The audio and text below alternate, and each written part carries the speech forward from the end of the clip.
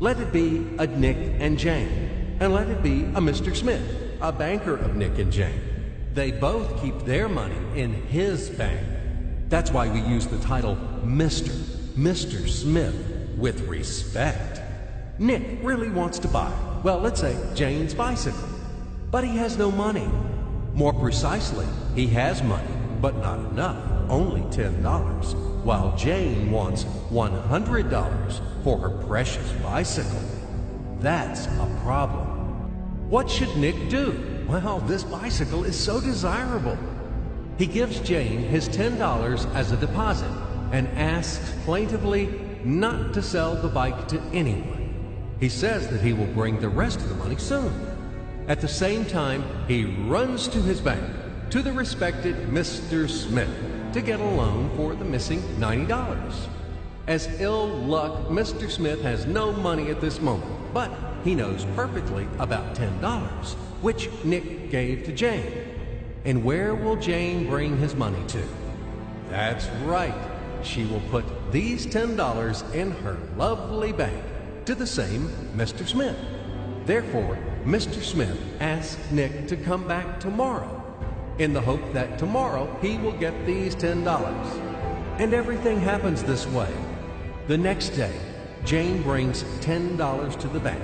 The bank provides Nick these $10 on credit. Nick immediately gives them to Jane. She again puts them in a bank.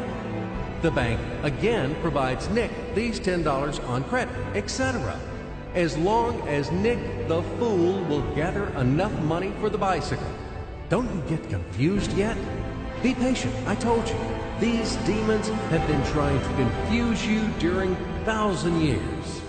These damn economists and financiers. But anyway, we will figure everything out. So what do we have in the end? Nick finally got the bike from Jane. Wow! But at the same time, Nick owes $90 to the bank, Mr. Smith. And the bank, in its turn, owes $100 to Jane. In other words, those $10, which were existed initially, have magically turned into $200, $190 of debts plus real $10.